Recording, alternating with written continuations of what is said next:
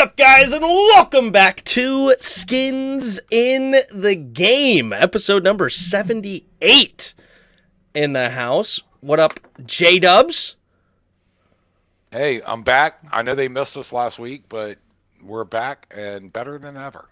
Or maybe We're not. back and better than ever. Are we better than ever? Up for debate. Up for debate on that one. No. Did you have a good week off, a good Thanksgiving? We'll talk more about it on our What Do You Got, but overall, you having a good time? Yeah, it was a great time. Got to see family and friends. Got to see you in person. Yeah. It's a great time. There you go. All right, well, we got I'm a fun not sure if you show feel the today. same way about seeing me, but At least you know. No, just kidding. But no, we should have a fun show. All right, we have two games since we last aired. We'll touch on both of them. We'll go around the NFL. We'll talk about the botched Sean Taylor situation. We have the Giants game coming up, so of course we'll do the injury report and keys to victory in that. Finish up with the weekly pick'em and Weddle to finish. But first, we'll start with Dad Joke of the Week. understand I'm a little worn out, but here's my dad joke of the week. Why can't pirates finish the alphabet? Because they're missing an I. That's pretty good, but it's no, because they get lost at sea. That's actually pretty good, huh? There's two answers to that question that could fit as a dad joke. You get a 2-for-1 on that dad joke because they're missing an I. Well done. Oh, what up, Jarrett's really? Yuki? Oh, please, John. You were the worst part of Thanksgiving was seeing Tim and his weak plate. What up, Just No? What up, Yuki? All righty. So we'll do the What Do You Got, and we'll just talk a little Thanksgiving, all right? And of course, we ended up missing our show last week because we were both traveling. I had to take my wife to the train station at 6:30 that night, so definitely could not make the 7 o'clock over there in Virginia. You traveled how many miles over the last week and a half? Round trip, including all the driving, was upwards of 1,700, 1,800 miles. 1,800 miles. Driving up from Florida to Virginia, Virginia over to Maryland, and Maryland back down to Virginia. Yeah, it was 780 from Florida to Virginia to your aunt's house, or my sister's.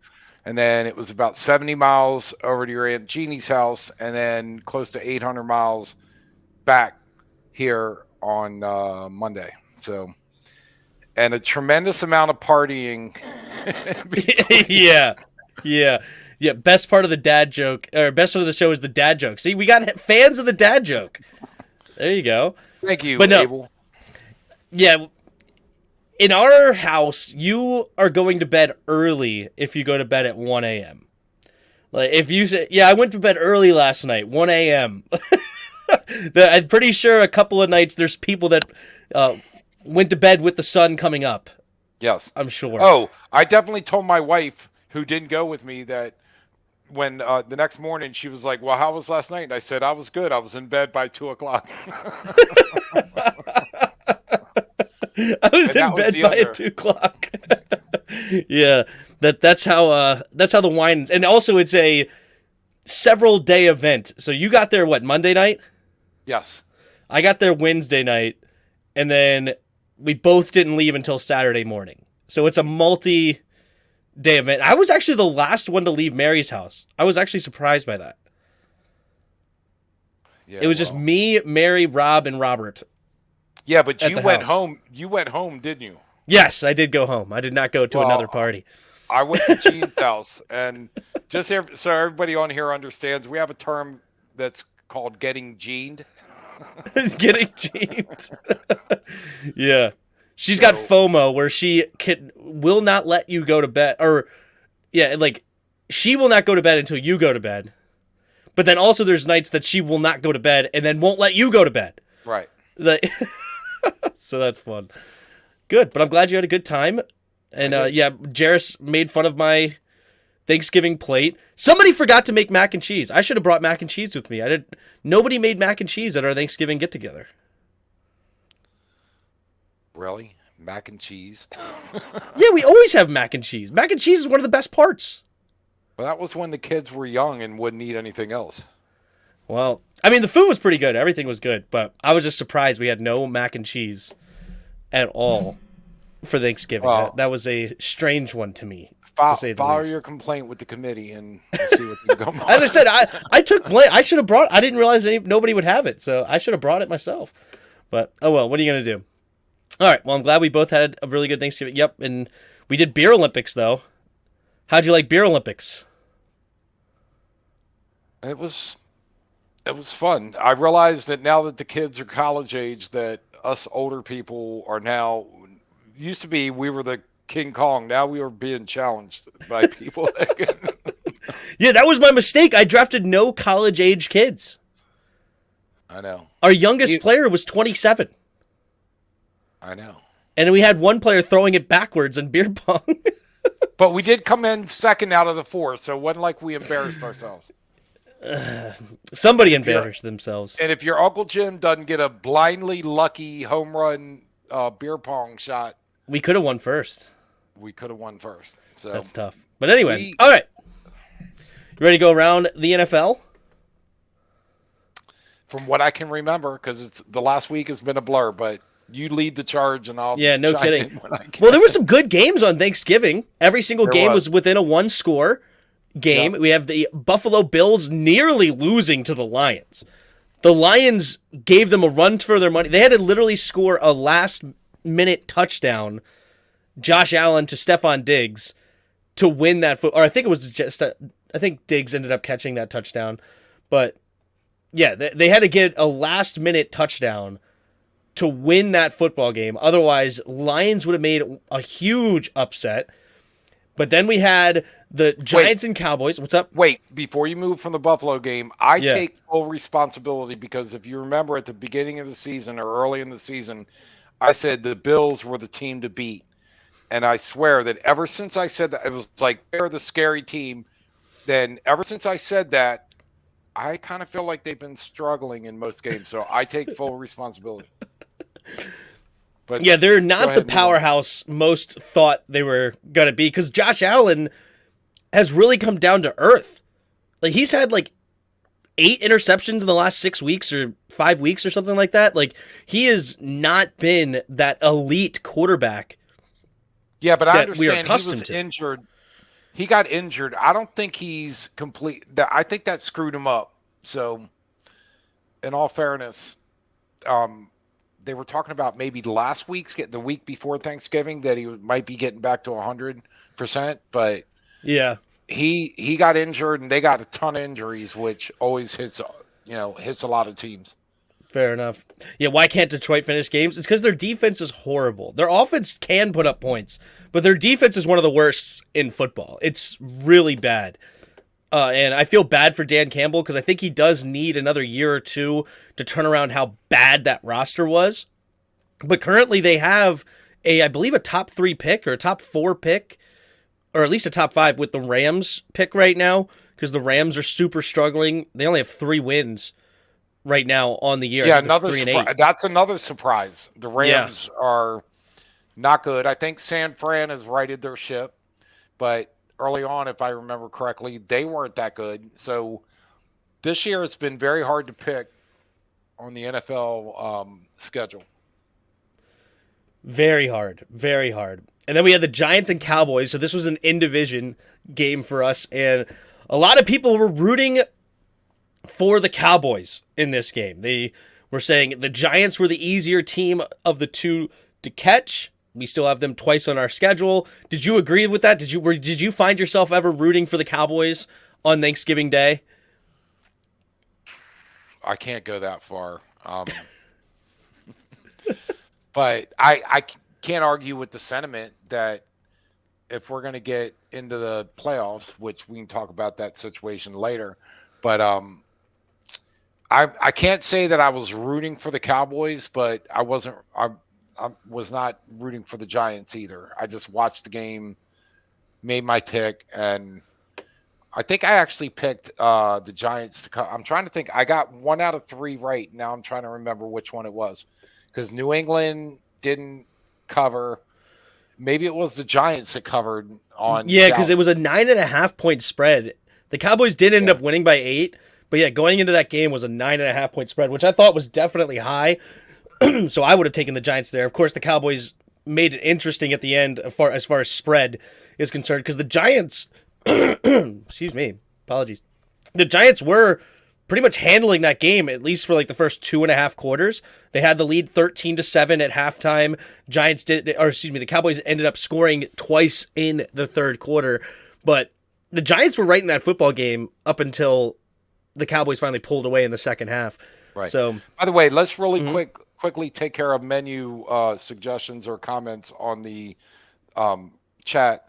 Gridiron says that yams are overrated, and same with sweet potatoes. Why make a savory sweet potato thing that'll knock your socks off? But I can't stand yams. And then Antoinette said she'll take mac and cheese over mashed potatoes. So there's a vote in your corner, Jim. Yeah, absolutely. Mac and cheese. I'm really, I was definitely surprised. No mac and cheese on the day, but I take responsibility. I should have brought it myself if I wanted it. I should have brought it myself. I just figured it would have been there, but I was wrong. So it is what it is. But yeah, that's yams with the marshmallows is good. You ever had marshmallows with yams? No, see, I'm not a sweet. I'm a savory guy. So yams with marshmallows. I mean, I've had it. It's not bad. It's just not my thing. I like savory over sweet. So Fair enough. Fair enough. We will get into the power rankings, Yuki, in a minute. We'll take a look at the CBS power rankings, or at least the CBS power rankings as they currently stand. Let's see. Kirk Cousins had a big day on a primetime game. Everybody's made fun of Cousins for years of how he can't play in primetime. Well, he had a 299 yards, 3 touchdowns, and a pick, 30 for 37 on the day, and they win the game 33-26. Were you impressed by Kirk Cousins against the Patriots? do not ask me that question. I refuse to answer that question because I told you before. Uh-huh. I know they're going to win the division. He's going to get knocked out in the first game in the playoffs. Ooh, Maybe they're the one and second done. game would be like maybe the second one, but he's not making it to the conference finals. He's going to choke. See, and you could say this is a big time game. Okay, they're 9 and they were 8-1 at the time, or 8-2 Mm-hmm. at the Eight and time. two. So Yep. it wasn't a big time game for them. It would have been a big time game if they were one game out of the playoffs and he played like that. Uh-huh. He's a front runner, and I still stand behind it that the Vikings will not make it to the promised land with Kirk Cousins. And if I'm wrong, I'll be the first one to say it. All right. Well, the point was not necessarily it's a big game for them, but it was a primetime game where Kirk really struggles and under the lights of the national spotlight. But he clearly had a really good game for the Vikings, and the Vikings pulled it out over top of the Patriots. Gridiron, I want to know what you base that on. The Vikings have a better chance of making the NFC Championship than the Eagles. Based on what? I mean, I I'm don't not know. saying you're wrong, but what's the data that makes you say that? I'm just Okay, curious. Tim, have you ever had pineapple in your sweet potatoes and marshmallows? No, I have We not. are still on the Thanksgiving menu. Yeah, sorry, I was just reading that. That was funny. No. It's you got to respond to the chat, but apparently Yeah. people had some really good menu options on Thanksgiving.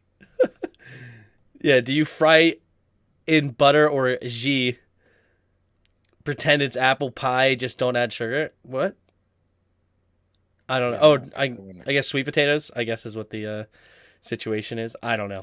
I don't eat sweet potatoes or yams either. I'm not a fan of sweet potatoes. By the way, I'm really not.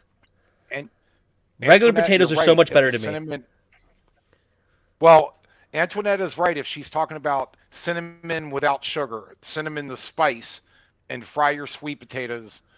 I want savory. That's just me. I'm not saying anybody's wrong. That's just me. But anyway, So you want sweet potatoes that are savory? well, sweet potatoes are the pink potatoes, and I put an Italian seasoning with salt and pepper and olive oil, and I bake them for like 30 minutes, and they come out, and they have they have a savory flavor. They're not yams. They're not sweet. They're because candied yams are like you might as well be eating pudding. Is what I'm saying. Yeah. All right, let's do this. Let's look at the power rankings. All right. Okay. Here's the power rankings. Can we see it? Well, maybe if I go like this. Load that up. Where are you getting them from? Because I got old eyes. I can't. With Windows, how do you zoom in with Windows? Control. Is there a zoom Control function? plus. Control plus. Yep. There you How's go. that? Now I can see it. Here we go. All right. So, we got, and then I guess a control minus to go back out. Okay. So I'll do that in a second. As many times you did. Yep. There you go. All right. Here's the power rankings as they currently sit. Washington is up to 13 in the power rankings now. If you remember, I think week 3 or 4, we were literally dead last in the power rankings. Or close to. I remember us being. No, we were dead last. Okay. Literally 32 at some point. I don't remember which one. It was like week 3 or week 4. We were dead last at one point, and we found our way all the way up to 13. We're 7-5. We actually are ahead of the Giants now, who are technically a better record at 7-4. So we are moving up this list. Man, we could have beaten the Titans too. If we would have beaten the Titans. What did Jefferson say? Moving on up. Moving on up. Yep. All right, and then the top 5, we currently have the Chiefs, the Eagles, the Dolphins, the Bills, and the Cowboys. Do you agree or disagree with this top 5? Do you think the Vikings, the Niners, Bengals, any of them should be up there? Or do you think the top 5 is correct? No, I think you could shuffle around the top 5. I'm not sure about Dallas being up there, but you could shuffle the order around, but it's pretty close. I don't have any major arguments with it. Like I'm not going, oh, what's that team doing? Other than the Vikings at 6. But well, the Vikings have to be up there. They're 9-2. I mean, I know, But yeah, and the Eagles currently have the best record with 10-1, but they are not the number 1 team according to the power rankings. Chiefs at 9-2 are, even though Buffalo beat them. And who was the other team that beat? The Colts beat them out of nowhere. That was weird. So the Chiefs right now are at number 1. But do you know that Washington has the best record out of the last since week 6 at 6-1? Not surprised. We have the best record in football. Well, that's one of those obscure stats where. But yeah, no, 6-1. I get your point. Yeah. No, and only reason we have it better, we don't have a bye week yet. Everybody else that has 1 loss has 5 wins. So yeah, it is one of those like funnier stats that do they really even count? But I thought the minus was supposed to work, Dad. That one worked. There you go. There we go. With the control, yes. I would not lead you astray. Well, not about that anyway. Maybe. Oh, we got a super chat. Trucking with A says, checking in, Tim. Hail to the W. Thank you for the super chat, Trucking with A. And yes, and hail to the W. There you go. And I don't know. It's interesting. Anyway. So wait, is he on the road? I just want to know, is he on the road right now? I know he said the last time, whenever he listens, he's on the road. Driving I don't know. It's an interesting question. We'll see if he answers. That's a good one. All right. Let's pull this up. Or, I'm not going to pull it up. We're just going to talk about it. So, currently, the division leaders are Miami, Baltimore, Tennessee, Chiefs, Eagles, Vikings, Buccaneers, and Niners. Out of those teams, which team will not finish atop of their division? Well, the one easy one for me is Miami Dolphins. Buffalo is going to overtake them. They're going to. I still think they're going to get right. Ravens. I don't know that Cincinnati's got it in them. The problem with the Bengals, I would love to pick the Bengals, but their schedule is brutal. They have the Chiefs and the Bills still left on their schedule, and I think they have still some division games as well. So their schedule down the stretch is tough. Okay, by the way, can we just do a quick aside? the remaining strength of schedule. Where do you think Washington ranks out of all 32 teams? Strength of schedule? Yeah, based on winning percentage. Where do you It's take got to a be guess? relatively decent, I would think. I would say because we have some bad teams like Houston and the Lions, but then we have some really good teams No, like we the already Cowboys have a played. great record. We already played the Houston, and we already played the Lions. I'm Oh, talking you're about saying down the stretch. You're saying right. down the stretch. Down the stretch. Sorry, Down the yes. stretch. Okay. Remaining Well, we have the games. Giants twice, the Cowboys, the 4-7 Browns, the 7-5 Niners. I would say we rank somewhere in the top half, maybe like number 12.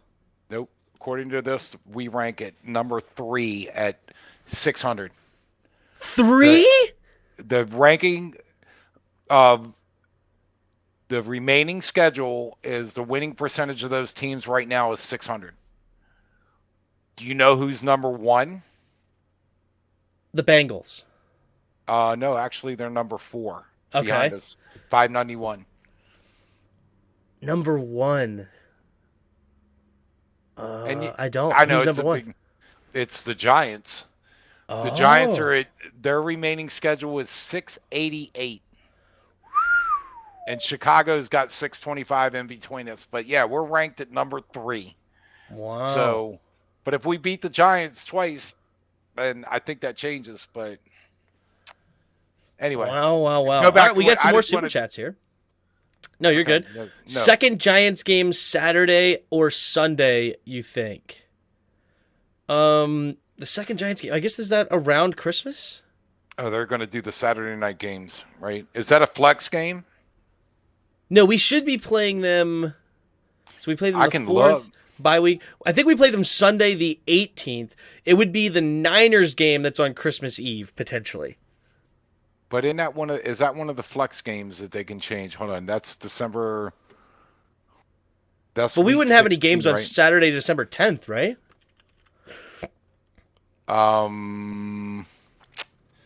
That's week 14. Which week was he talking about?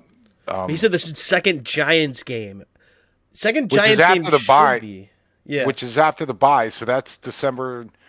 That's 14th to 20th, right? Because we play this week. We don't play Yeah, the next week. 14th to the 20th. Yep. Oh, time is TBD. ESPN still saying they haven't said it. So that's what his question is. Do you think they flex them to the Saturday night game?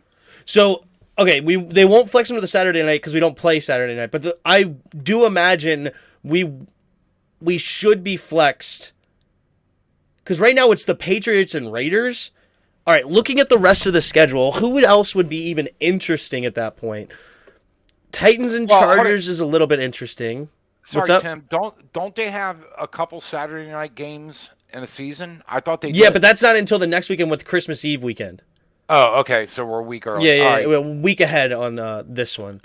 But yeah, I think we're competing with the Dolphins and the Bills.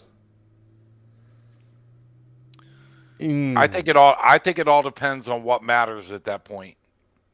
We're both. Well, they're in the both at same- 8-3, fighting for the top of their division. I mean, that's pretty, and also trying to fight for the top of the conference. So I think that the Bills and Dolphins will be flexed to the night game, and I think we will be flexed to the quote unquote game of the week in the 4:00 games.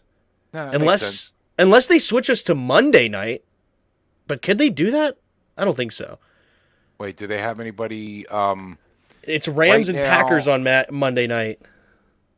That's a terrible game. Both of them stink.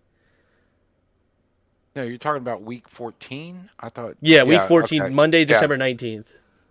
So they could flex that game, but yeah.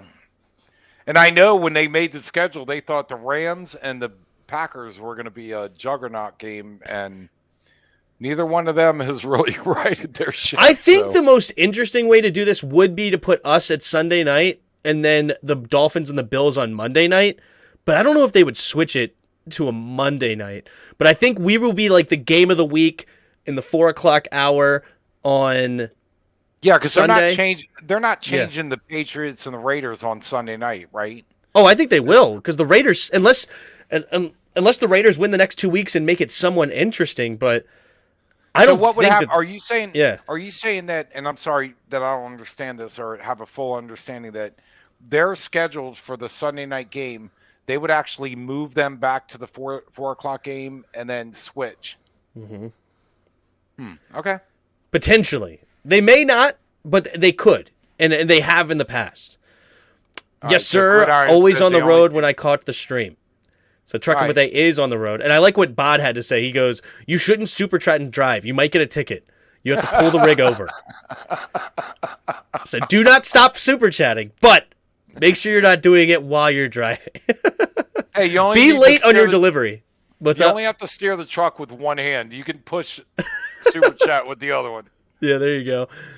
Spanking. What a name, huh?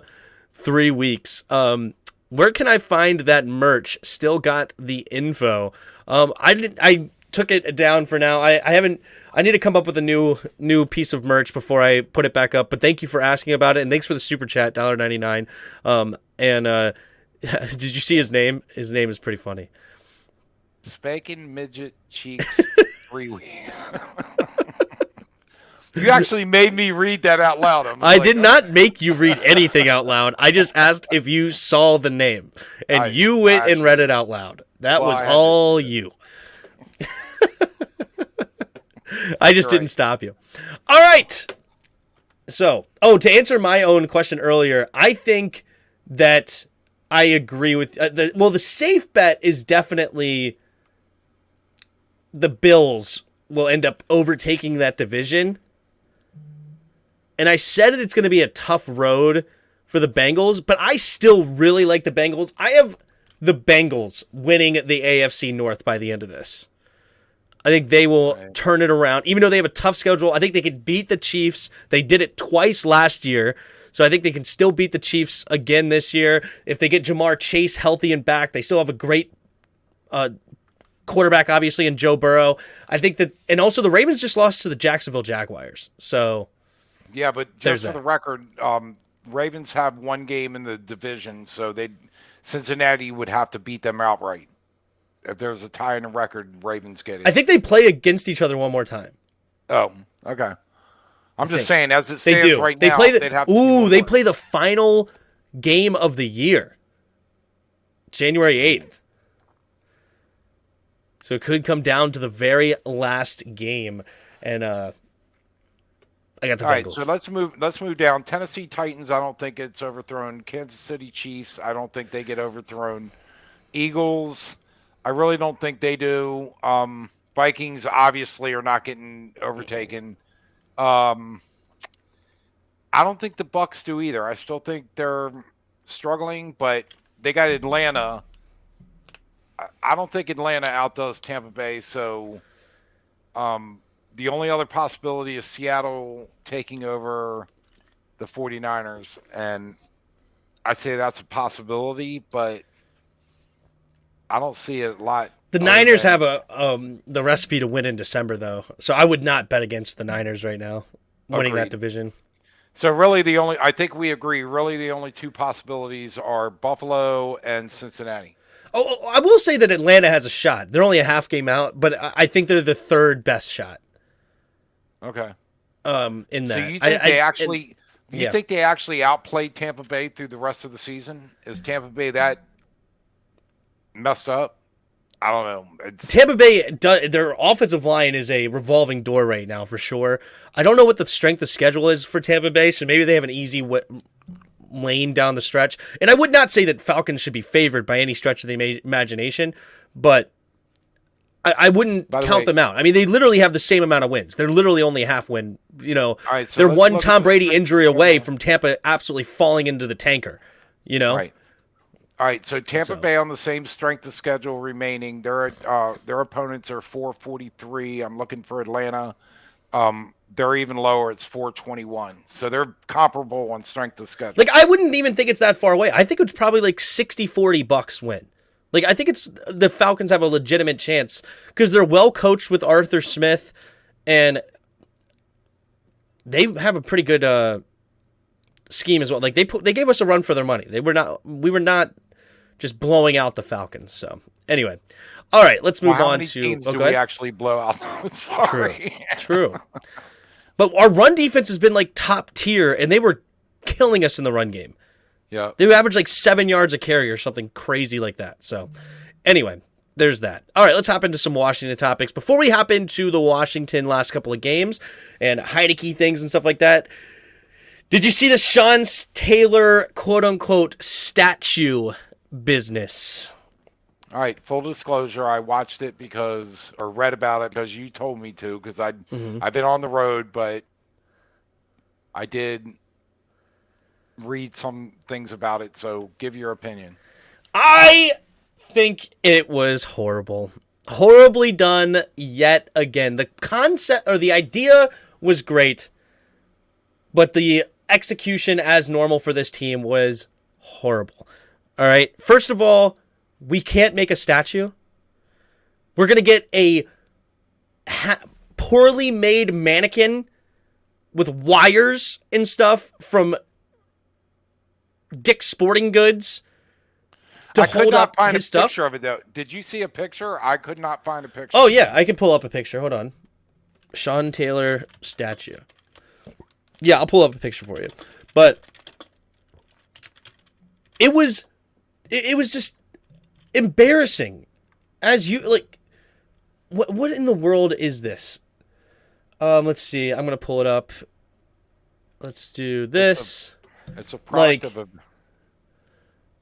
Here's this right here. Can you see the wires? Do I need to zoom in again?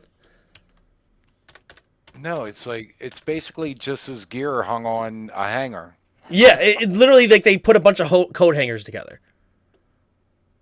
Like there's no face in there. It's just this helmet.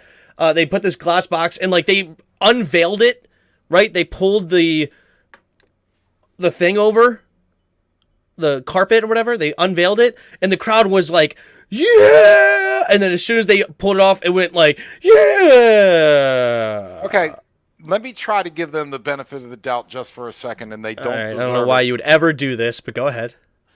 But maybe the point of what they presented was, we lost this awesome guy too soon, and he's gone, and this is all we have left.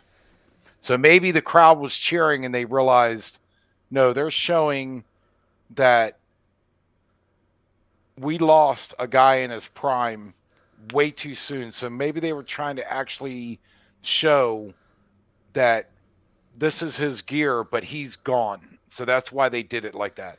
Again, okay, all right, you know what? I will accept this potential... However... steel manning of their position, right? Somebody said it in the comments, and I was going to bring this up anyway. Where is it? They put a Nike jersey on instead of a Reebok. And also they say Nike, Reebok, and Adidas all on him.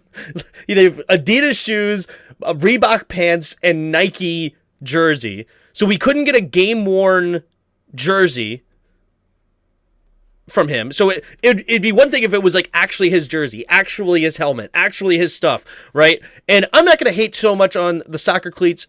I'm reading apparently that his daughter picked those out. Yeah, Sean's daughter helped with the memorial, apparently. I thought that she said that those are the cleats that Sean wore. He wore soccer cleats. That's what I read, that it wasn't a mistake. He actually didn't wear football cleats. He wore soccer cleats. But maybe I misread it. So, look, this is my point, okay? And it's one thing that they did this whole situation. I don't like it. I don't think it was done very well at all, as I've already stated. But why in the world is a college team, University of Maryland, able to make a better statue of a turtle than a potential organization that's going to sell for $7 billion can make a statue for Sean Taylor? Like, we couldn't get any sort of stone, nothing, at least, or even make his face. And another one said something along the lines of, like, tape his face mask. You remember, like, all the little pieces of tape that he put in his face mask? You remember that? Oh yeah. Yeah, and he got fined for it or whatever. Like, we couldn't have done that to show, like, oh yeah, this is his remembrance Okay, let me of just this say what I situation. read. Yeah. This is WUSA Channel 9. This is I think this is his daughter. It was something that was super special to him and something he chose to do.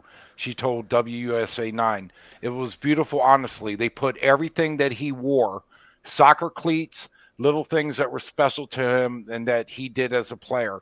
That was really special. So she was saying that he wore soccer cleats. Okay, that's fine. I don't have enough information to disprove that or not, but I clearly don't they did either. not get a game worn jersey. Clearly they did not tape the face mask like he did in the past, right? Like RG3 has a statue somewhere. What is it, Baylor? Maybe. Yeah, like Nick Foles has a statue in Philly. He has a statue, right? Like it's also like, who asked for this? Like, you didn't even have to do anything like this, right? First of all, but you know what? Was If that that's that what the was on his daughter, anniversary though, right? yes, it was on the anniversary of his death, 15 year, or yeah, the 15-year anniversary. But Yeah. anyway, like, I don't know. I just wish they would just stop even messing with Sean Taylor, because they just find a way to botch it each and every time. But this is the best they could do. Even though me and you know what it really looks like? It looks like Sean Taylor's daughter made this. For a high school project. I'm Like, sorry. she could have made this in high school. You know, like, Libs, our cousin, could have done better job than this. Right? Like, it's, and you know what? Maybe if that's what they needed to sell it, like a Sean Taylor's daughter's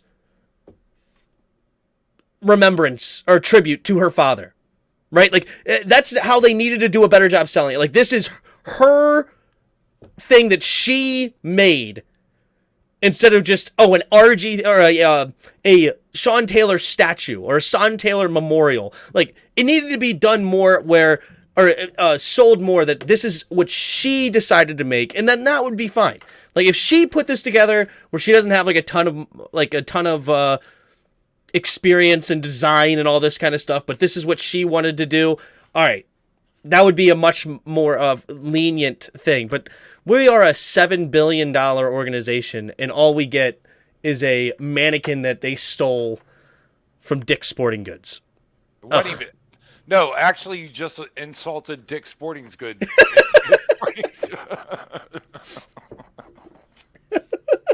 They have better mannequins over there. Well, Oh, I've never man. seen a mannequin that looked like that. I'm just saying. Like, The only good thing is that the Redskins helmet. It is an actual Redskins helmet, though. That is kind of cool.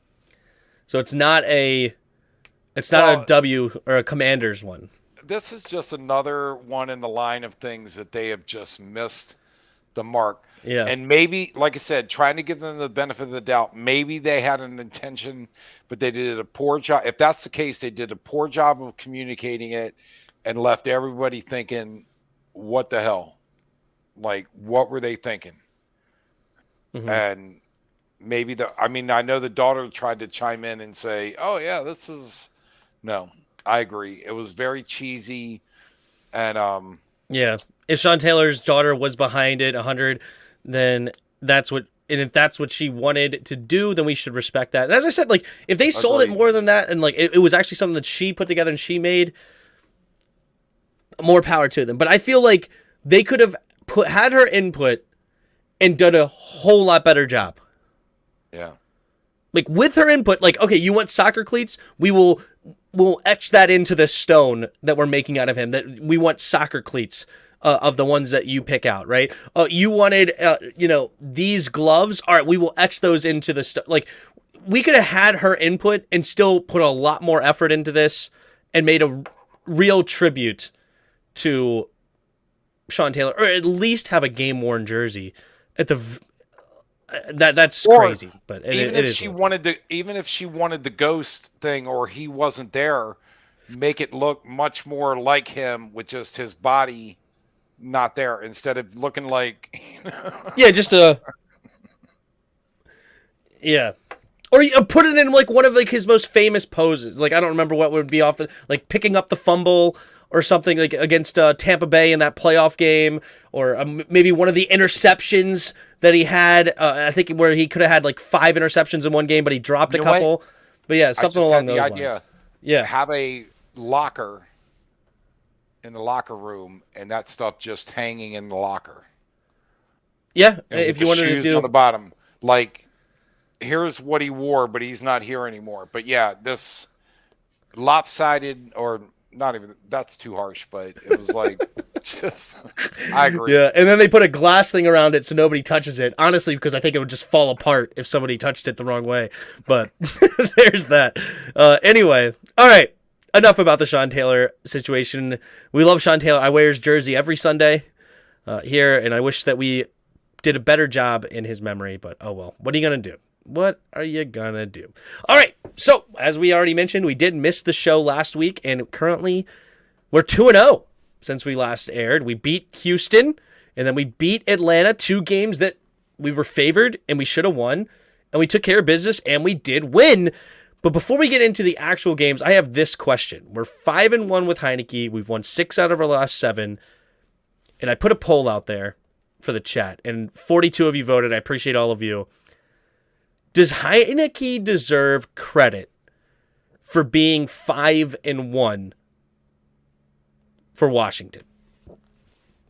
Well, and that's kind of a loaded. I thought about it. It's, you could say all the credit or none of the credit or credit. I think he's got to get some credit. This is my opinion, but I think you can't say he gets no credit. You can't say he gets all the credit.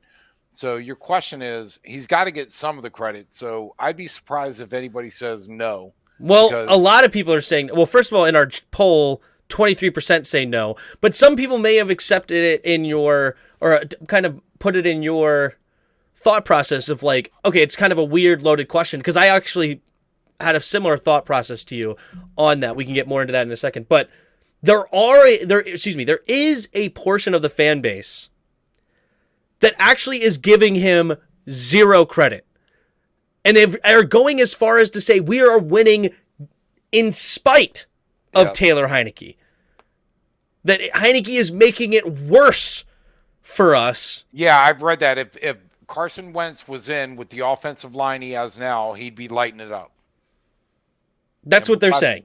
By the way, with the stats this last game, it's hard to argue with that. Not saying that Carson Wentz would do that, but Taylor is not lighting it up, but I do like the energy it brings.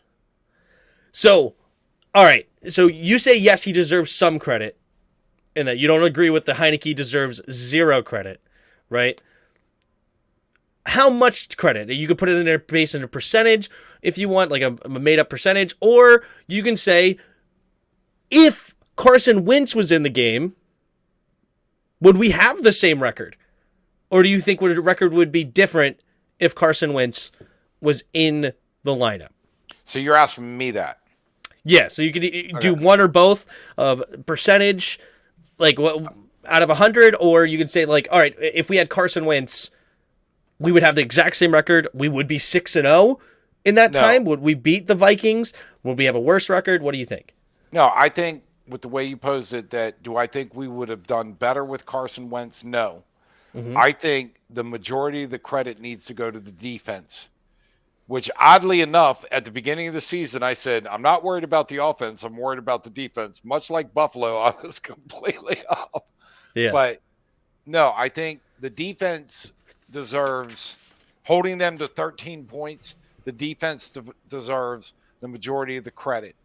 In the offense, I think the running game against Atlanta, Robinson had 105 yards. We had 176 yards of rushing to, wait, what's the passing? Sorry, hold on. I wanted to 138 yards of receiving. So I have to say that the running game, so if you give the defense 60 and you give the offense 40, I'd say 25 to 30% is the running game, and 10%, maybe 15% of it is Heinicke. But I do think the one thing I will give him is I think he's drawn this team together, where if you watch when somebody falls down, and two guys run over to pick him up. If you remember, there was a couple years ago where the quarterback would get knocked down and the offensive line wouldn't even look at him. So I think what he brings to the game is intangible. Mm-hmm. He fires his team up, and McLaurin and so many other people are behind him because of the energy and how much he gives. 110. He gives all he has. Mm-hmm. Doesn't have a whole lot to give, but he gives all he has every game. So I have to give him some credit for maybe the defense and everybody else playing as well as they. So maybe 10 to 15% is too light, but I think you get my point. I think his energy has helped to gel this team. So I think he deserves even more credit, in my opinion. See, some people say Sam would outperform Taylor with Trucker with A. I appreciate the super chat. Also, I did notice another super chat. Let me make sure I didn't miss it. We'll get back to this for sure. 3-2 gets you into the dance. Finish 10-7.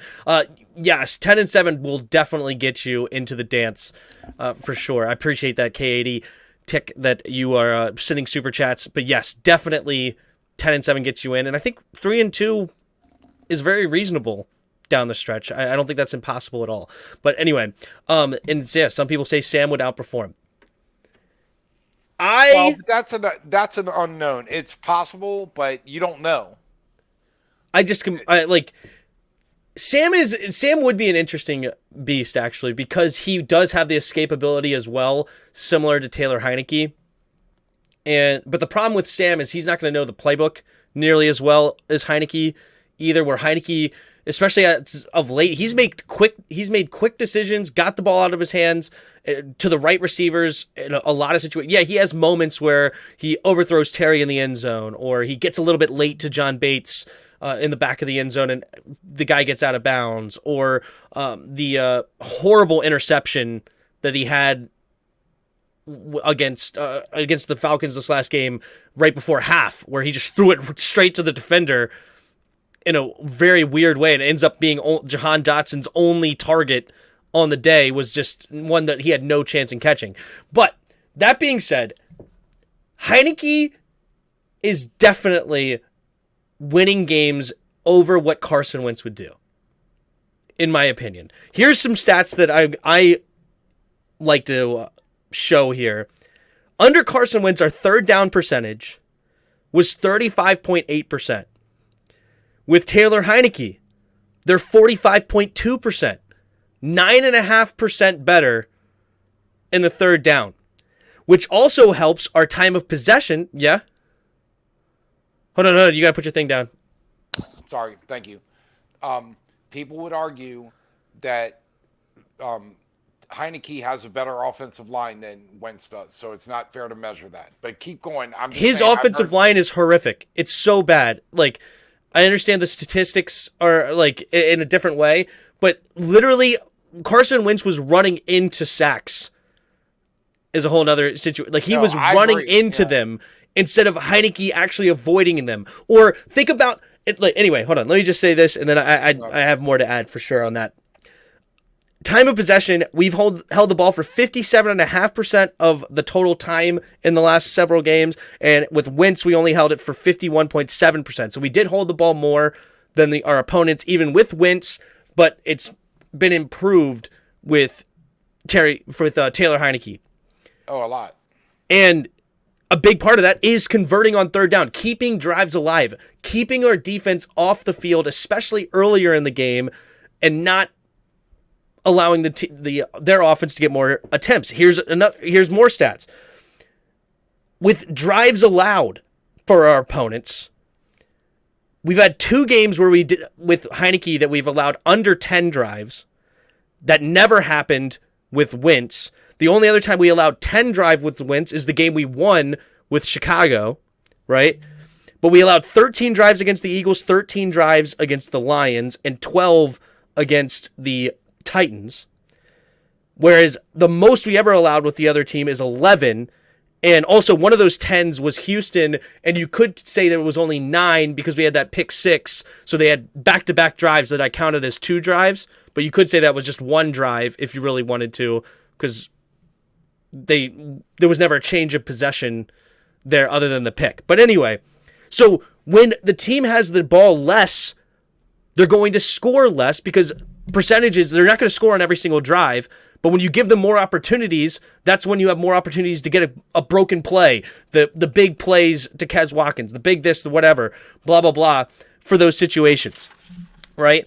And now if you just think about when Carson Wentz was in the game or Taylor Heinicke, right? Carson Wentz only had one clutch moment out of the 6 weeks. And that was week 1 against Jacksonville where he threw that beautiful touchdown pass to Jahan Dotson. With Heinicke, you could think of a couple.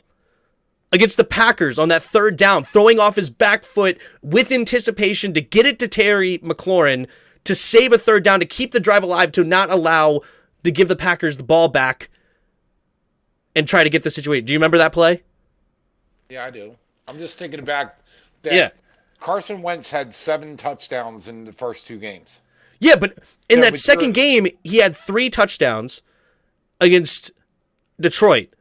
But all of that came in second half when we're trying to just catch up and sling the ball and they're playing soft defense. They had a 22-0 lead on us in that first half, right? And also in the Eagles game, he padded some of those stats at the Eagles game at the end. We didn't score until they put backups in with Carson Wentz. Literally, it was 24-2, or it was 24-0 in the fourth quarter. Then we got that 2-point safety, and then we got a touchdown bogus at the end. Right? Like, there's many times Carson Wentz was not winning games. Against the Titans, right? Everybody likes to blame Scott Turner on bad play calling at that 2-yard line. There was 2 open receivers that Wentz missed on 1st and 2nd down. And then he threw a pick on the 3rd. Where Heinicke is doing different things, right? He's throwing a touchdown pass to Terry McLaurin against the Colts, even after a bad interception earlier in that second half. But then comes back, we go 10 straight, end up winning the game, I believe 17-16 over the Colts. Right? Heinicke has stepped up in big moments. He's not afraid of big moments at all. He's not afraid to get it to Terry McLaurin off his back foot. He also buys time in the pockets instead of just taking sacks. Carson Wentz was one of the most sacked quarterbacks, I think, through the first 6 weeks in the league. And our offensive line is not good right now. We go over the film every week on this channel. Most people see it as well with me. Our offensive line is not a good unit. But Heinicke's getting the ball out quickly. He knows where he wants to go. Go ahead. Tim, that's fine. Yeah. But how do we get 176 yards rushing against Atlanta? Because of Heinicke? Because we ran the ball 37 times instead of 23 pass attempts. Or 24 pass attempts. Okay, but that's still 4.8 yards a carry. Mm-hmm. Is that all the running backs? That the offensive line? No, Brian Robinson is another one that I would give huge credit to. And yes, despite the offensive line, he has times where he has to carry 3 dudes an extra 4 or 5 yards. Brian Robinson has been a big difference as well. He's a guy that I would give a lot of credit to in this 5-1 stretch as well. Okay, but again, yeah. Gibson is 9 for 32. That's 3.6. Williams is 4 for 22. That's 5.5. Curtis Samuel is 4 for 13. I know he's running around the end, but you're giving 0 credit to the offensive line when we get 176 yards rushing. And very little credit. There's a few plays that I look through on the film that I'm like, oh, they actually did a decent job. But when I watch, it's like we barely ever get to the second level. Like, Mark Schlereth even said, like, on one point, he was like, I blocked this play for 2 yards and you got 5. Good job, Brian Robinson. You know, like, how many times have we seen Brian Robinson get hit in the backfield and yet somehow slip a tackle or 2 and turn a positive play out of it? Or against the Eagles game, we literally had 1 double-digit carry all day long. And everybody remembers it. It's because he's carrying 4 Eagles players for a first down. Okay. I just asked a question. I'm not And I understand a lot of people are giving a lot of credit to our offensive line, where Doc I didn't say Walker, I didn't say a lot of credit. You're just giving zero, like they do nothing. they're terrible. They really. I mean, of course, like they do. They're NFL players that are on the field, so yeah, they block in front of some people sometimes. Good for them. So like they're not completely inept, I guess, and or I don't know, like what you would say, like they're not good though. We could do so much better. I wish we put our best five out there consistently, But but is Heinicke good? Heinicke is mediocre at best. Like Okay, he's not great. but you give him credit because he does some good things. But you're Yeah, but saying the I offense. don't see the offensive line do a ton of good things. Like in the sense, like they Okay. barely do well. Like it's. I mean, if you want to give them any credit, fine, 1%, 2%. Like they are low on my totem pole. Personally, I really do not like our offensive line. I'm just saying there's a lot of people that don't like Heinicke. That Mm-hmm. he can't throw the ball, he overthrows people, he misses a lot. We'd be scoring a lot more if we had a better quarterback. But you're willing to give him some credit. But with the offensive line, you're like, nope, not good, zero, nothing. Everything that happened had nothing to do with them.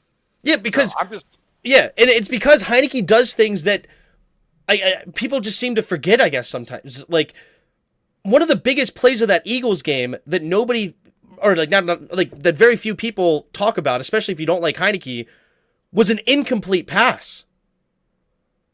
That goes on a stat sheet as a negative. But when that ball went over his head 20 yards no, and I he know. ran back and he got out of the side of the tackle box and threw it past the line of scrimmage, had the Barely, wherewithal.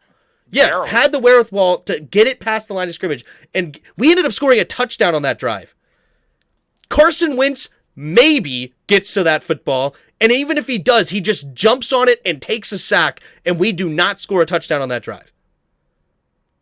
And we probably end up losing that Eagles game. Tim, you don't have to convince me. I'm just asking questions. Yeah, you're fine. Right? Like, it's little things like that that Heinicke does that I think deserves a lot of credit over. And all this just said, I don't want Heinicke in the future. Right? Like, next offseason, we need to go get a quarterback. Right? Yep. So, yeah, I'm not, yeah, welcome to the cult, Tim. I'm not a Heinicke, oh, yeah, the Heinicke's our future and Heinicke's great. We need to stick with him for sure. Right? But he is playing better than what Carson Wentz was. And I think that is a big difference in why we are winning games instead of losing close games like Wentz. And people like to talk about Heinicke's bad interceptions at times. Like he throws back-breaking interceptions. Wentz had more interceptions than Heinicke did. And our points per game are basically the same. Even if you eliminate the touchdown the defense had, the two touchdowns the defense had, the pick six against Houston and the touchdown, the final play against the Eagles, even if you eliminate those 13 points, I think we had 16.1 points per game with Carson Wentz and like 15.8 points per game with Heinicke. Like we're basically right there in the same ballpark with look, with and I don't want to belabor this point, but I'm looking at the stats. We're 15th. Washington is 15th in rushing with 121.1 yards a game, averaging 4.0 yards carry. Let me go with passing. See where we end up. There we go. We are upward somewhere in the 20s in passing. So, and again, I know you don't want to give any credit to the offensive line or very little, but we're 12th or 15th in the league in rushing, averaging 4 yards a carry. You can say that's all Brian Robinson. Well, in the first 4 or 5 games of the year, he wasn't even there. So I'm just saying, I know you don't like the offensive line, and I'm not defending them, but I think you're just a little too harsh on them. If we had a competent offensive line, like an average offensive line, instead of averaging 4 yards a carry, I believe we could be averaging 5.5 yards a carry with this game plan that we've been running of a heavy run, a heavy dose of run, beating down the defense, wearing them down by the end. Like, I feel as though we could actually be destroying teams if we had if we had the Eagles offensive line. Oh my god, like, it would be a whole different ball game. Like, we only averaged 3.2 yards per carry against the Eagles, who were giving up like 5.5 yards a carry for the last 4 weeks before that. With once they lost Jordan Davis, their best run stuffing defensive tackle, they were a horrible run defense, and we only averaged 3.3 yards a carry with one double-digit run on 49 carries. Like, anyway, I'm pretty harsh on the offensive line. I could definitely get. I'll own that. I am not a fan of our O-line whatsoever. And similar to Heinicke, like, my only argument is I don't want to go back to Wentz right now. Not that I think Heinicke's the future. I think he needs to be replaced. I love him as a backup. He's a guy that knows the system, can come in a pinch and win you some games, as he's done, clearly. But I'm more arguing against, should we go back to Wentz or stay with Heinicke? I say stay with Heinicke.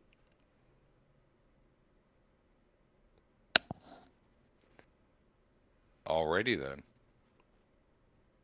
I don't think I spoke enough. No, you didn't. You barely covered that subject at all. All right. Enough about that. So, what were your thoughts on the Houston and Atlanta game? What'd you like about it? You could disagree with me, too. If you want to hype up the offensive line, that is fine. No, no worries. I don't want to hype up anything. I'm just saying that. Yeah. But yeah, we could. It's completely fine to disagree. That's just how I feel about it. So, what did you think about the games? I think it was interesting. There was only one sack in the whole game, both sides against Atlanta. I think what's his name for Atlanta was rolling out chunks of yardage, and they only ran him Al-Jahir 9 times or 5. It was like he had like 6 yards of carry, and why'd they stop running him? It wasn't like we figured it out. So I'm not sure about that. Houston's just bad. Yeah, they are. But it was nice to have a fourth quarter where I wasn't like sweating. And your uncle, there was like 5 minutes left to go in the game, and I said, we can feel pretty good now. And he was like, not going to feel good now. And then I think they got a turnover, and I said, okay, now can you feel good? And he goes, well, give me another minute. Yeah. So they're not blowing teams out. I hope they keep gelling. They're fun to watch. I like the energy, whether it's Heinicke that brings it. I don't think Wentz brings that energy. I think the team's playing. I think Jack Del Rio is letting some things loose. But obviously, if you can only sack Marcus Mariota one time, then I think the running back had our defense on their heels a little bit. But hey, 2 wins, what's not to like? Yeah. No, I will give some credit to Jack Del Rio, though. I do. We haven't, what I haven't done much in the last several broadcasts? See a 3rd and 8 and we're playing 15 yards off the ball. And where I'm just like, oh, there goes an easy completion to the other team. Like, we're at least within 5 or 6 yards, it seems like, every play. Like, we're not necessarily in their face every play, but we're relatively close instead of a mile back. So I like that a lot. Which is saying maybe Jack Del Rio is starting to believe in the defense, and now he feels like he can dial things up. But yeah, the safety do you hear our 2 safety tandem are both, I think, Cameron Crow's number 1. No, Cameron Crow's number 2, and Derek Forrest is number 4 on PFF. Yeah, that's pretty impressive. Cool. Yeah, it is. And but yeah, our run defense definitely struggled last game, which is very uncharacteristic for what they've been doing as of late. Hey, that guy in Atlanta is a north-south runner, which I think Robinson is. Gibson is not. Gibson's a tap dancer. I like somebody that picks a. I like somebody that picks a hole and just goes 100 miles an hour, like 100%, and take me down. And how many times did he bounce for 8, 9, 10, 11 yards? Because he's like, I'm just picking a hole and giving all my weight behind it. That's what I think Robinson does. Gibson needs to learn to do that more, where it's like, stop this, back and forth. You know what I'm saying? He does that. Like, I'm faking you out. Well, yeah, now we got your weight going this way. So if anybody touches you, you're going to go down. Robinson's like, no, I'm going to pick a spot and you're not You going like to that catch and run he had in the red zone? Oh, yeah. Barreling through 2 defenders? Kind of looked like the guy on your shirt, huh? Oh, yeah. Oh, you know what? I think your Aunt Jean said that exactly after that play. She goes, that's the next John Riggins, because they were trying to bring him down and couldn't. You're absolutely Awesome. right. Awesome. All right. The Falcons run game is special this year. I knew they would have success, but we held them to 13 points. That's what mattered. Yeah, they ran. Whew, they had one play that we saw on film, and you probably remember it during the game. It's like that offensive line opened up like the Red Sea. I don't know if you remember, like, and we watched it on film. It's like you can literally drive a truck through it. Right. Like, it was unbelievably huge. Like 6 yards of nobody in the middle of the field. They triple teamed Jonathan Allen, double teamed Deron Payne. The linebackers went outwards, and it was like, ooh. Oh, that was awesome. I literally asked in the stream during the Falcons game, is B-Rob the next John Riggins? I missed that comment, but yeah, I didn't think about it until you were wearing that jersey, and I just said it right then and there. But that's cool that Aunt Jean said it too. Yeah. All right, you ready for the Giants game? So, as ready as I'm going to be. Let's hop into the injury report. So we'll go into the Giants game preview here. So currently, as we sit, Dax Milne still did not practice with a foot. Benjamin St-Juste did not practice with an ankle. Trey Turner did not practice with a knee/ankle. And so those were the 3 that did not practice on the report. Then we had Antonio Gibson, Tyler Larson, Logan Thomas, and Chase Young, all a limited participant on Wednesday. The Giants may get some pieces back. They've been a little bit banged up, but they could get 7 players back from injury. Their guard, Brandon Bridinson, their right tackle, Evan Neal, their number 5 overall pick, I think. No, number 7 overall pick they drafted him at. John Feliciano, their center, so they could get 3 potential offensive linemen back. Their tight end, Daniel Bellinger, he's been there a couple of years. Outside linebacker, Aziz Ojulari with a calf. He's been a pass rusher for them. And I think they drafted him in the 2nd round last year. Fabian Moreau, former Washington Redskin back in the day. He may play again. And then their safety, Choney Jefferson, all apparently have a chance to play this Sunday. As far as did not practice for them, they have Gary Brightwell, Josh Izuedo, Adoree Jackson, Richie James, and Shane Lemieux did not practice. They have a pretty big list of potential injury players. The only full participants on this injured list are Evan Neal, their tackle, and Tyree Phillips, neck injury. He was a full participant. Do you think Chase Young comes back this week? I don't think he does. I think they don't see a reason to bring. Right now, there's chemistry in the defense, and I don't think they want to screw it up. You know what? I will say this: the next game they lose, the game after that, Chase Young will come back. But as long as they keep winning, the coaching staff may not know a whole lot, but they know chemistry, and they're thinking, no, we're not messing this lot. We're winning games. Why bring him in there? Yeah. That's interesting. Yeah, when I was watching the game live and you saw Marcus Mariota running all over us, I initially thought that I was putting a lot of the blame on James Smith-Williams for not containing, right? He's the defensive end, and he's just crashing down. And it's like, why are we having no contain on Mariota? And that would have been something that maybe Chase could have done a better job than James Smith-Williams. But upon further review on film, it was just a designed quarterback run, and they had a lead block on our linebacker or our safety, whoever was supposed to be keeping contained on a normal standard RPO or a read option play, was getting blocked, and it was actually just a really great play design. So James Smith-Williams has been playing pretty good, and I don't necessarily disagree with that sentiment. Only reason I would want him to play is not necessarily to start, is to be a rotational piece where we don't lose a talent level as much when you bring in somebody else. But overall, go ahead. That could happen. Yeah. I was talking about whether or not he's going to start. I don't think he's going to start until they lose the game. Okay. But you're right. He's active now. They could have him on the sideline and bring him out in certain situational third and longs or something like that. And I think our fan base would be fired up if we're doing good in the game and they're like, oh, we got a third and long, and now we're rotating out the line, and they bring in Chase Young. I think that's the best way to put him in right now, and it's like, hey, you guys are playing great. I'm just giving you a breather.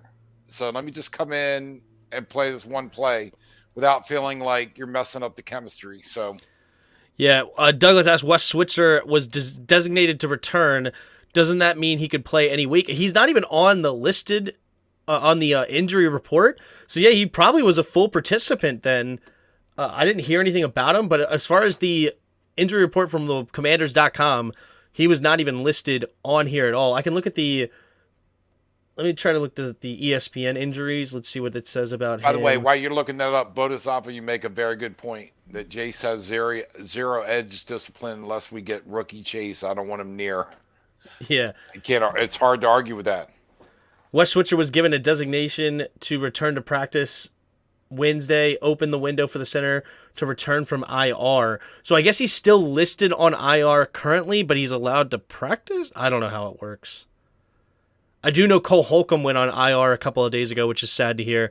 He's missed the last few games with a foot injury. Apparently he's not getting any better, so they shut him down for an IR. Yeah, I think Trucker mentioned that. Was it Trucker that mentioned it? I want to make sure I give the credit. Yeah, Holcomb was down for the season. He's trucking with a. Yep, so that's sad to hear because that's definitely not what we wanted. But John Bostic, he's actually he's playing better than he has in the past. I don't know why, but I'm happy about it. And then the other thing is a lot of people are hyping up Jamin Davis right now. Like, people are like, "Oh, you owe him an apology and everything." When I watch the film, it's like he's still making some pretty interesting errors. Or he's not a stud yet, especially when he has to call plays. It's like he's awesome when he doesn't have to think that much. He has an assignment and he's all out go. I love that kind of Jamin Davis. But right now I think we put the green dot on him and he's getting caught up in calling plays and then getting himself out of position, and he's not hitting the holes very quick anymore. I would love to see him more as an outside backer, or, in a 4-3 rather than the middle linebacker, but we'll see. We shall see. What up, Dubs? How you doing, man? Dotson. Yeah, we got to get Dotson more involved. That's going to be a part of the keys to victory, just a spoiler alert. But you have any thoughts on the Giants game before I get into the keys to victory? No, I think we have the same key, so let her rip. All right. Here are the 5 keys to victory here. And me and Dad did go over these before. Usually I put them in there myself, but this time we did them together. And here's the first one. And Dad said, don't be a remedy to what ails them. I wanted to say, just don't be a get right. But he said it in that way. He liked it better, and so we went with it. I thought some of the people in the chat would appreciate the old-time language over don't be a get right. Yeah, don't be a remedy to what ails them. Key number 1. So many times we have thought of us as, oh, you're struggling? Oh, come to Washington. We'll make it. Yeah, oh, your quarterback is not doing very good. Yeah, go ahead. Yeah, Detroit, you've lost 11 games in a row. Come play us. Yeah, yeah, exactly. So key number one, don't do that, right? Like continue to put your foot on the gas, play your game plan. They're a Giants team that's lost the last two. Don't let them off the hook, even if they do get a little bit healthy. So that was key number one. Number two is the obvious. We have to try to limit Saquon Barkley as best we can. This guy, we all know he is incredible, and now he's fully healthy, and he is just torching teams throughout this year. Got to make sure we limit him. I don't think we're going to shut him down completely. That would be a bonus. But even if we limited him to like 60 yards on the ground and maybe 30 yards through the air, I think that would be a pretty good limitation. Don't let him go off for 150 plus yards of total offense like he's done to us many times in the past. I like this offensive line or defensive line. Sorry, I think we are capable of shutting down runners like we've shown. So, but they got to show up and do it. I agree. Barkley hasn't had more than 25 receiving yards since week 3, so that is what we want. Yeah, exactly. That would be beautiful if he can stay under 25 yards receiving. That would be even better for us. Don't let him get loose on a random screen, which we've been actually pretty decent at. You know, Jonathan Allen, Deron Payne, Montez Sweat, they're usually all over those screens. They do a good job of sniffing those out. And same with Jamin Davis also.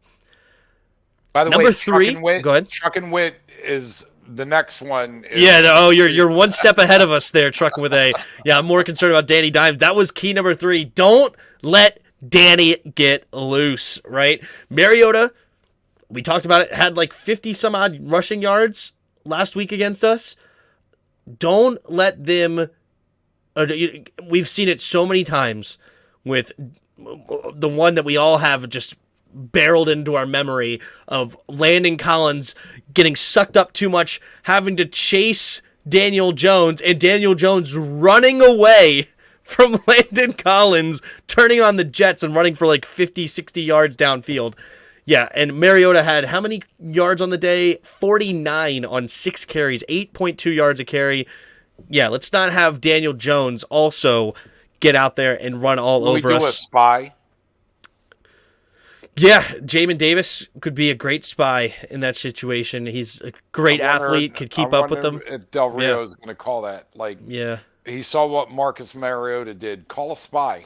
It's like let him beat you with his arm, but have a spy where you're not going to do what Mariota did.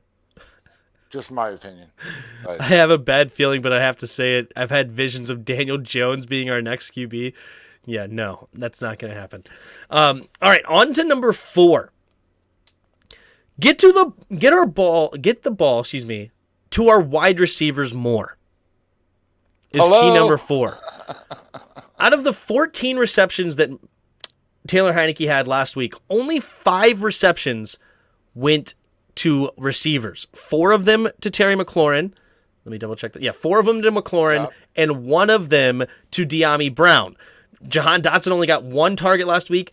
Curtis Samuel got 0 targets. The only reason that he ever touched the football was because we handed it off to him on some jet sweeps and reverses that we finally found ways to get his hands on the football. But early on in the season, that was Carson Wentz's dude, and that could be definitely a knock on Heinicke. Get the ball to Curtis Samuel. He is tremendous after the catch. You get him a 4-yard catch, that could easily turn into 15 with a guy like Curtis. So definitely get your ball to receivers more. I think back to the Heinicke thing, the problem is Carson Wentz can throw the ball 60, 70 yards, so the safeties have to worry about that. When Heinicke's on the field, they don't have to worry about that. So they're playing 40 yards in because he's not going to throw over the top and beat him. I know he threw that really good pass to McLaurin down the right line. I'm trying to remember that game. I think it was the Packers game. But that still against Jair Alexander. That still wasn't a 50-yard pass. That was a 40-yard pass right on the money. But when you're in your own territory and they don't have to worry about you going over the top, it makes it much more difficult to get to the receivers. But we have to figure out a way to do that. Just my opinion. So. Just your opinion. And what is that worth? Yeah, it was a 37-yard play from Heinicke, so it looks he was probably standing right around the 42-yard line, 43-yard line Well, and when he again, checked it downfield. yep, and the Colts, when McLaurin came back, um, Heinicke threw that from like the 42-yard line, maybe the 45-yard line, and he could not make it to the end zone, and McLaurin had to come back, make a great catch. But I don't think Heinicke can throw the ball 50 yards. Even if he winds up with all his might, I don't think he can do it. It And was 33 yards to McLaurin on that okay, Stephon Gilmore throw. yeah. So I don't think Yeah. he's got a 50-yard pass, and that makes it easy on the safeties. You're not going to get okay. Send a guy on the fly. Yeah, like Heinicke's going to throw it to him because if he does, I'm going to come. Yeah, that's definitely a knock on Heinicke and a fair one to say the least.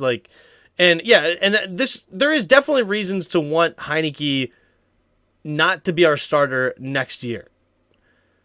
But Oh, we're I'm talking not putting about this year. I agree with that. We're talking about this year. What can we make it to the playoffs, and who's going to help us best? Yeah, and I just don't think. Yeah, Wentz can every once in a while take the top off the defense because he clearly has the stronger arm for sure.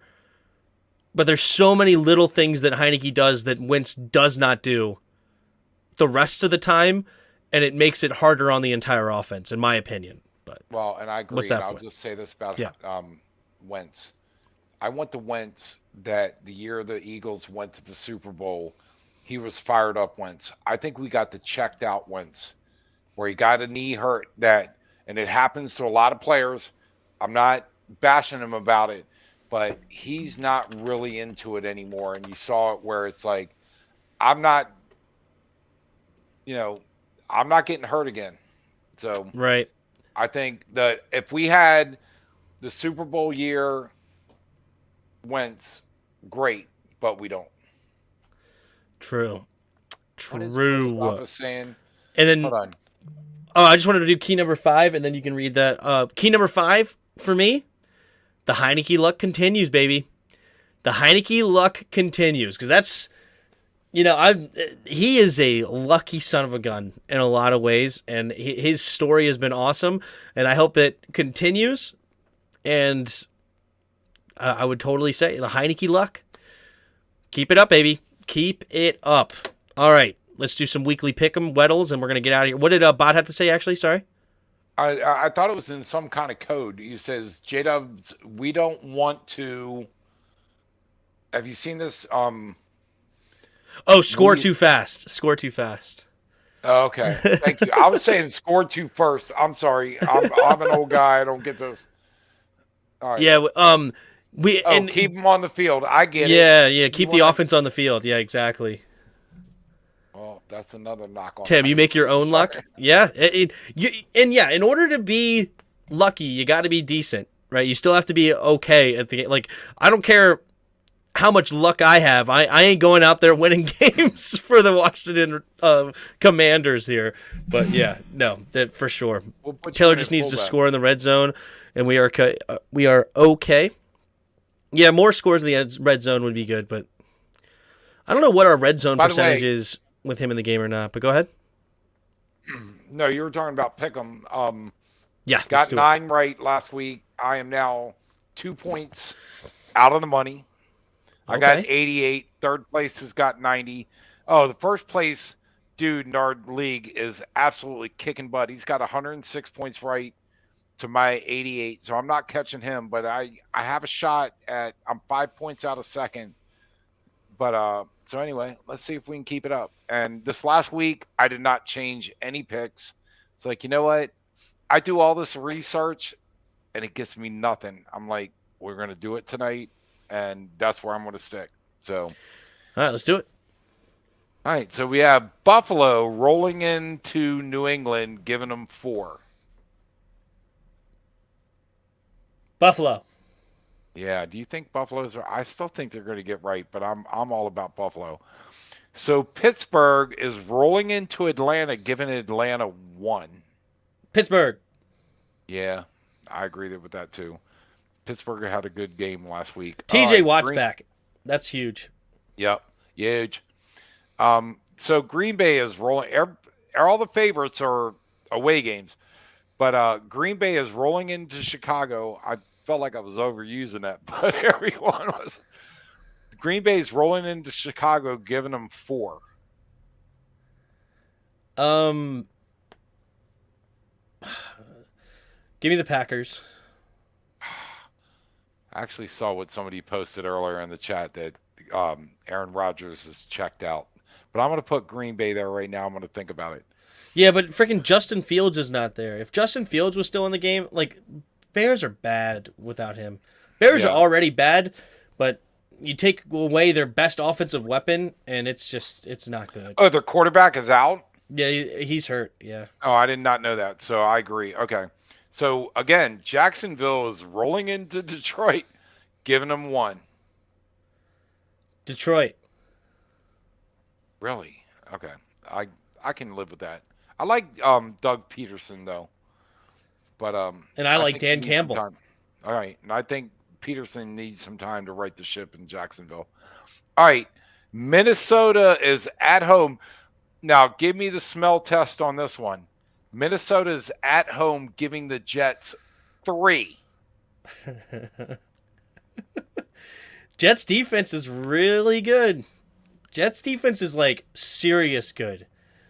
Yeah, And but I still say that's a suck into picking Minnesota, yeah, and the Jets are going to cover. I'm picking the Jets uh, because as what's his name, Galdi used to say on Sports Talk, we have the smell test. uh-huh. Something doesn't smell. This is a Vegas bet on Minnesota because they should be able to cover 3. But I'm Uh-huh. going with the Jets.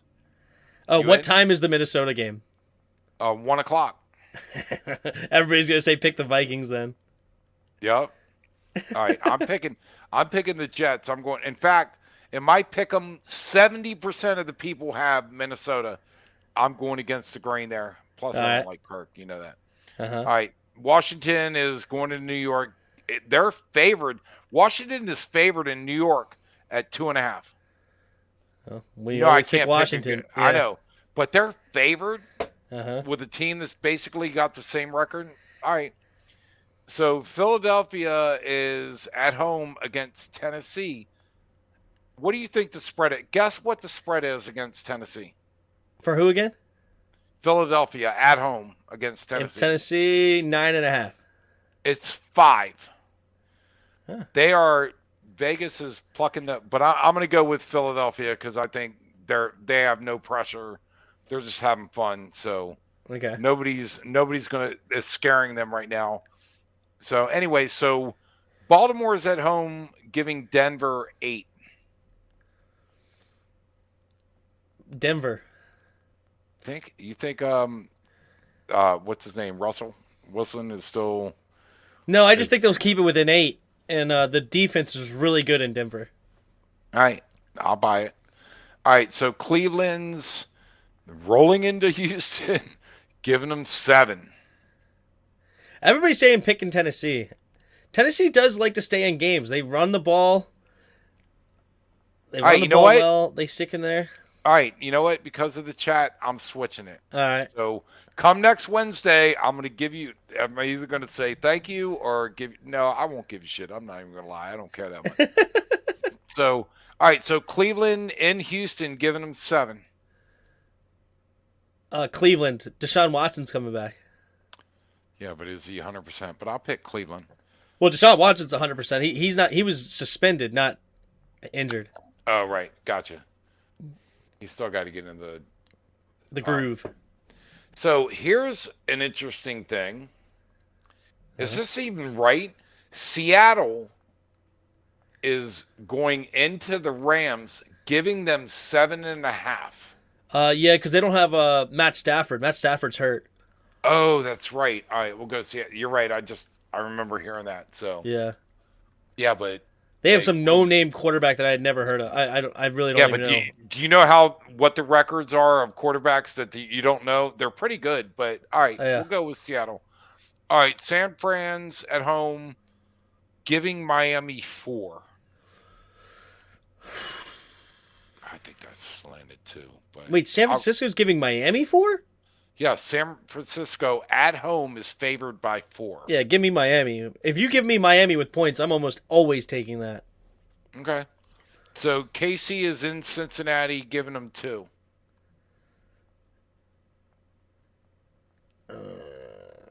Cincinnati needs it more. I almost want to pick Cincinnati because they're going to be the ones that want it way more than Kansas City. And they're at home. I agree with that. All right, the Chargers are in Vegas, giving Vegas 1.5. Chargers are a pass happy team, and when they're on, they're pretty fun to watch. Wait, Douglas Jones is saying Chase is coming back. I don't buy that. No, Jamar Chase, Oh, sorry. the receiver. Thank you for clarifying that because I'm like, no, we already covered that. All Yeah. right, so the Chargers in Vegas giving them 1.5. Um, that's an interesting one. I'll go Chargers, Yep, that's but what I already had. I don't know. I'm not completely dead on the Raiders, but I'll go Chargers. Yeah, but I think the Chargers have been getting healthier, and they've actually early in the season they were like a lot of other teams. They were hurting, they weren't playing well, but I think they're starting to get their groove. Okay. So I'm going with the Chargers too. So Dallas at home is giving Indianapolis 11. And I What? think I think the way I said 11, you knew exact. Your response was perfect because I'm like, they're giving the Colts 11. Yeah, give me the Colts with Yep, Jeff Saturday. I'm in 100%. And then Tampa Bay is at home, giving the Saints 3.5. Give me Tampa. Yep. All right, that covers it. So we All do right. Weddle, we get the heck out of here. Thoughts on Patrick Peterson saying that Kyler Murray cares only about himself? I don't know. Um, I I don't know. That's interesting. I don't have a lot of thoughts on that, to be honest with you. Anyway, all right. Who are we starting with? Easy mode, offensive player. Let's go with the Saquon. Saquon. You brought him up. Oh, look at Saquon. this. Running back in the NFC, 26 or 27. That's 6 foot even. Higher than number 26.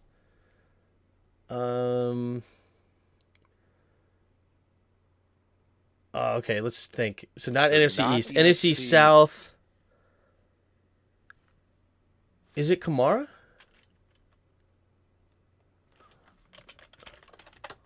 No. Not South, so NFC West. Is it? No. So NFC West, we have What about the NFC Rams? West. Like Malcolm Brown. Yeah, I'm thinking James Conner. Nope. So not West. So we are in the NFC North. Oh, wait. Seattle. Aaron Jones? No? NFC North. Oh. Is that in that Seattle? Dalvin Cook? What number is Dalvin Cook? No, Dalvin Cook's a single digit number now. He's like number 4. So that's not it. Is it Jamal Williams? For the Lions? David, what number is David Montgomery? David Montgomery is like, he's like number 30, right? David Montgomery. 32. Is it Jamal Williams then? It is Jamal Williams. Darn it. All right. Where do we start with hard mode?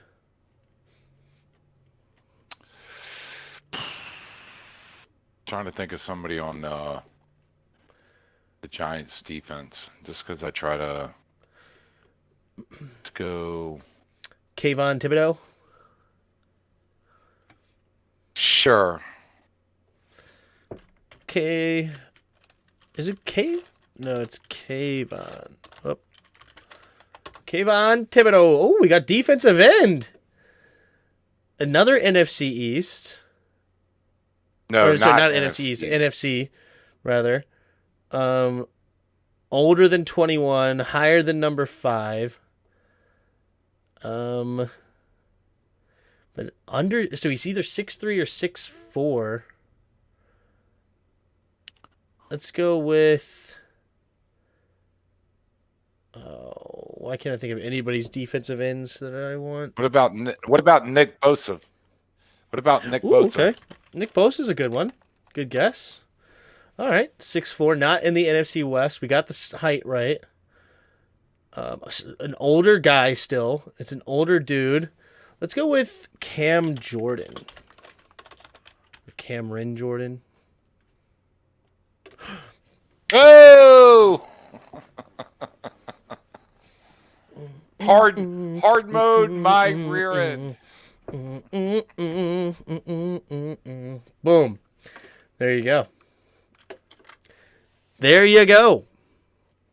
All right. Well, another show in the books. Thanks to everybody that was in the chat. Got some super chats today. Appreciate all of you.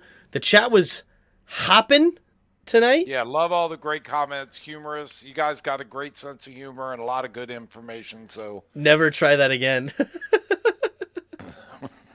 I'm assuming he's talking about my dancing or lack thereof moves there. Dallas will cover. The Colts just lost at home by a TD to the Kenny Pickett's. We'll see. Oh, Dallas might. That's the Steelers, right? The Kenny Pickett's, yeah. Yeah, but the Colts lost to them on Monday night. It was a weird game. I know, but Pickett's is a rookie. He's figuring it out. He might be their guy. I don't know. Just like Sam Howell might be our guy, and we don't know. But we talked about Beer Olympics earlier, though, Doug. But you can. He wants to know more about the Beer Olympics. What do you think about it? Well, there was how fast your team can drink 36 ounces of beer. There was the baseball. There was the trail. What they call that? Where you had to make the stack the cups. Stack the cups. And then what's the other one I'm missing? The first Connect one. 4. Oh yeah. Every time you got a ball flip in cup. the no flip cup. That one was flip cup. Thank you. So we came in second. Tim was on my team. We got beat by a team of who was it? Rita. What was the college stack team? It was Libs. Rita. Uncle Gary. Libs. Well, he is not college, but yeah, Libs. Robert. I don't think Robert was on that team. I thought they had Robert was on Katie's team. Or was it Matt? I thought they had a lot of young college-age teams, and hey, we hung with them, but they got lucky. Right? But they only had 4. I thought they only had 4 players. No, Katie's team only had 4. Katie's team had 4 for sure. Because she was the first one to pick and then the last one, so she had 1 down on that. Because Katie had Joan. I know she had Joan on her team, Robert, and somebody else. And then Jenna's team had Uncle Jim. That's who beat us in baseball. So who the heck was it? It may have been Matt. Matt might have been on the team. I thought the team that won was stacked in college players, and Matt just graduated this last spring. So I think that us older folks came to a realization that, hey, we now have competition. We yeah, that's fun. But all right. Anyway, Thanks for hanging with us, guys. Yeah, another long show. That was good. I hope we had fun. We did. I know that. And we will... So Dad will not be available next week. But next Wednesday, I'm going on 2 different channels. 7 o'clock, we're going to go on Protex channel. I'm sure Jairus will be there and maybe a couple of other people for a round table. And then I'm going to go right after that back-to-back at 9 o'clock with Corey on the Warpath So next Wednesday, you will have content that just will not be on this channel. So go subscribe to those. I will also share it on the community tab, and also we'll share it in the Discord. So if you're not in the Discord already, description's in the link is in the description below. But make sure you hit the like button, hit the subscribe button. Also in the description below, there's the Discord link like I just mentioned. And you can support the channel either by the donation links in the description below or become a channel member. Hit that join button. 99 cents a month can help support the channel and get your skin in the game. I'll see you guys in 2 weeks. Yep. DA-Dubs will be back By in the 2 way, weeks. that's a peace sign, not 2 weeks. Maybe it should be that. Awesome. All right. And until next time. See ya!